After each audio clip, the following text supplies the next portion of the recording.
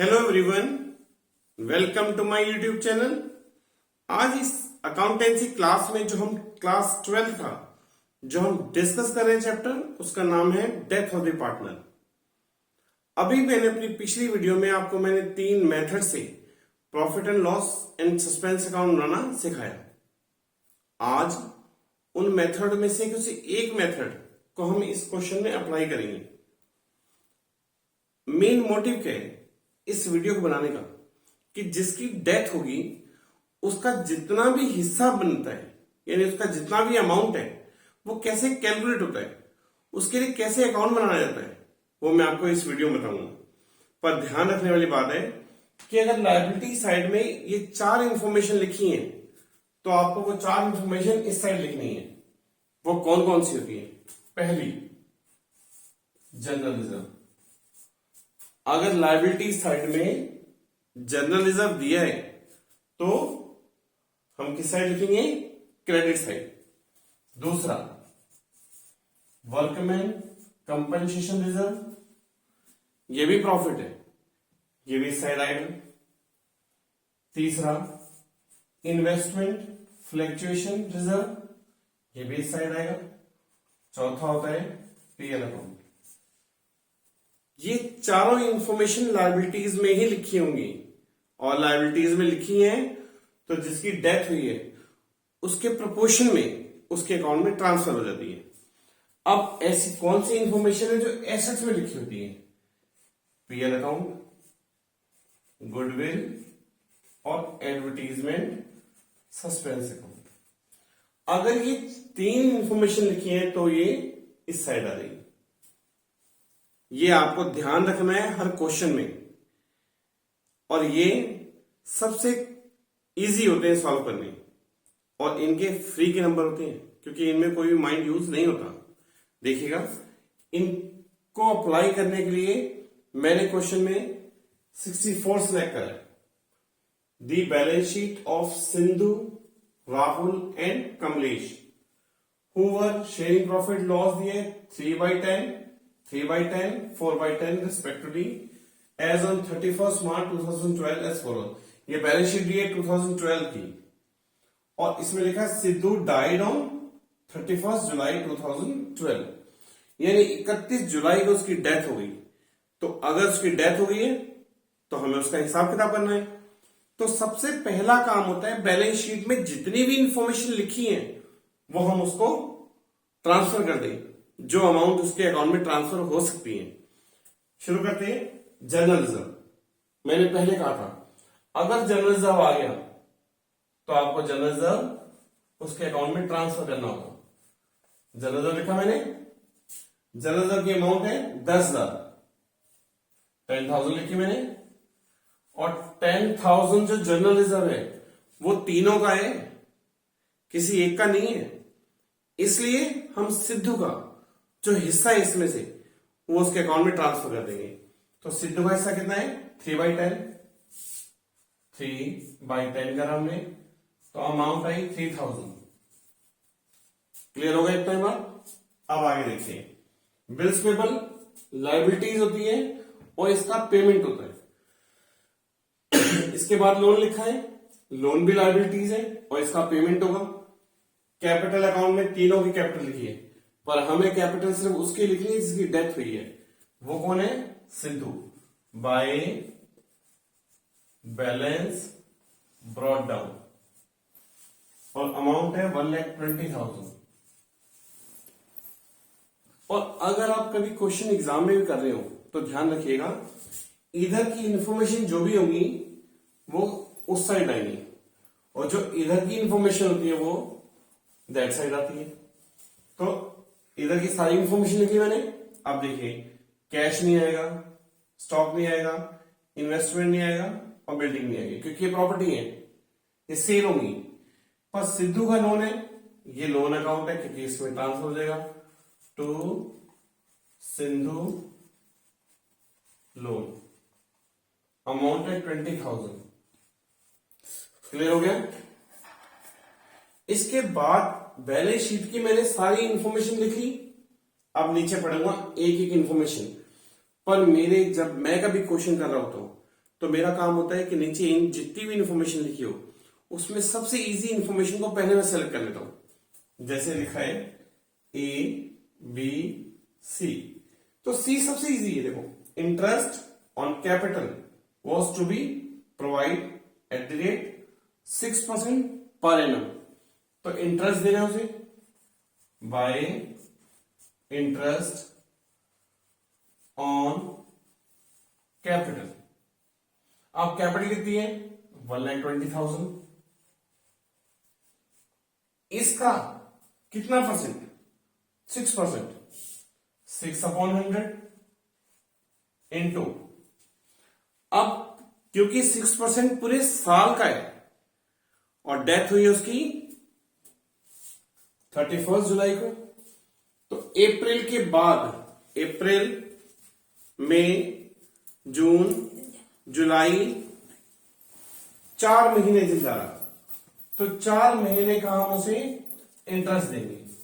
तो 6 2 12, 2 0 कट गए, 2 1 2, यानी 12 2 24, 2400 रुपए उसका इंटरेस्ट बना जो हम उसके अकाउंट में ट्रांसफर कर देंगे। यानी यहां पॉइंट सॉल्व हो गया, मैं टिक लगा देता हूं।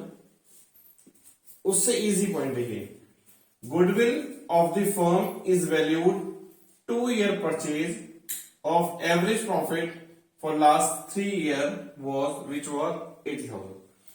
गुडविल का फॉर्मूला होता है average profit into number of year purchase. तो एवरेज प्रॉफिट कितना दिया मैंने? 80,000, वो लिख दिया मैंने यहां पे, into number of year purchase, इसमें लिखा 2 ईयर परचेज, तो 2 से इंटू कर देंगे, तो गुडविल की वैल्यू आ गई 1,60,000। ये रेपुटेशन तीनों ने मिलके कमाई है। मुझे सिर्फ किसका हिस्सा चाहिए? सिद्धू का। तो सिद्धू का हिस्सा कितना है? 3/10, तो 1,60,000 इंटू 3/10, ये गुडविल किसकी आ जाएगी? सिंधु गुडविल। तो इससे कट करके आएगा 48,000। अगर पार्टनर का एडमिशन होता है, एडमिशन के टाइम जो गुडविल लेके आता है वो जो पार्टनर बिजनेस चला रहे होते थे वो बांट लेते थे। अब एक पार्टनर की डेथ हो गई है, तो जब वो जाएगा, वो मर गया है, तो उसकी जो गुडविल है वो कौन कौन देगा? जो पार्टनर रह जाएंगे। और वो कौन सा रेशो होगा? Gaining ratio.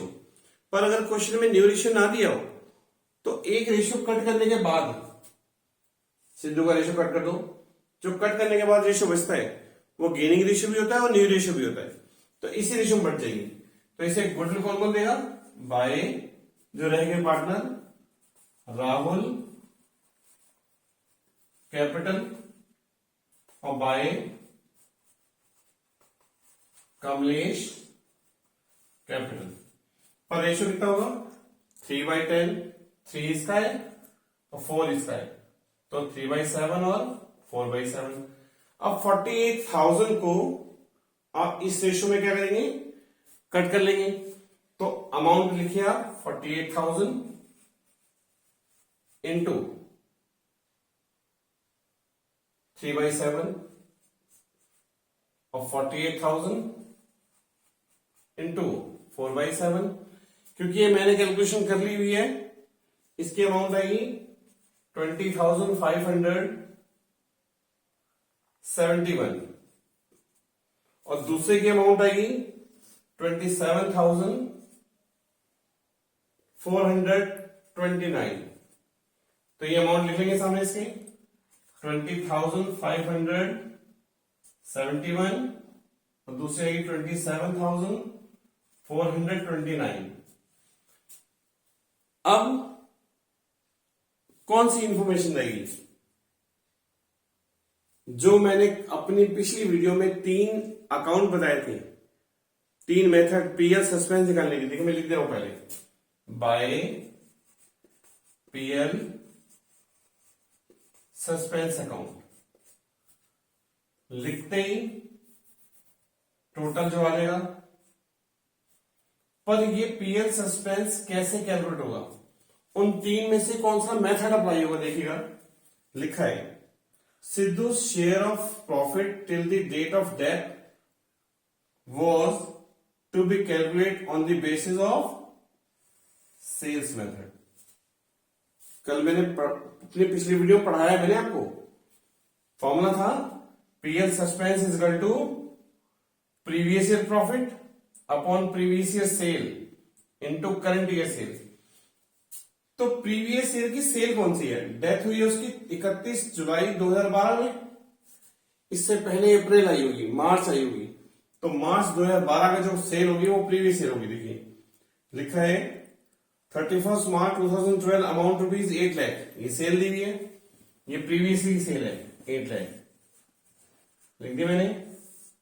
और प्रीवियस ईयर की प्रॉफिट कितना है लिखा लिखे the profit for the year ending 31 मार्च 2012 2 लाख, तो वो ऊपर आ जाएगा।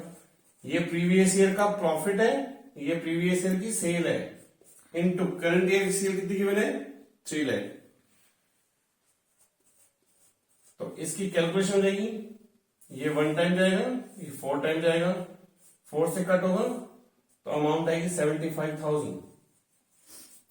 ये जो 70,000 प्रॉफिट है ये किसका है, तीनों का है। मुझे किसका चाहिए, सिर्फ सिद्धू का। तो सिद्धू का रेशियो कितना है 3/10, तो इंटू 3/10 तो 22,500। ये किसको दे दिया जाएगा 22,500, उसके अकाउंट में ट्रांसफर कर देंगे। अगर मैं इसका टोटल करूं तो आएगा 1,95,900। इसका भी टोटल यही आएगा 1,95,900। इस टोटल में से ये टोटल माइनस कर देंगे तो 1,75,900 आ गया। और ये जो बचेगा ये हम उसके नॉमिनी यानी एग्जीक्यूटर को ट्रांसफर कर देंगे टू सिद्धू एग्जीक्यूटर अकाउंट।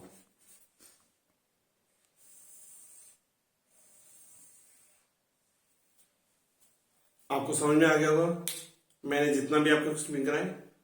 बस मेरी एक रिक्वेस्ट है कि आपको सबसे पहला काम करना है, जो बैलेंस शीट में प्रॉफिट लिखे हैं इधर लिखे हैं लायबिलिटी साइड में, तो आप इधर लिख देंगे बाय करके, और अगर वो टू साइड में एसेट्स में लिखे हैं तो उसे टू साइड में लिख देंगे।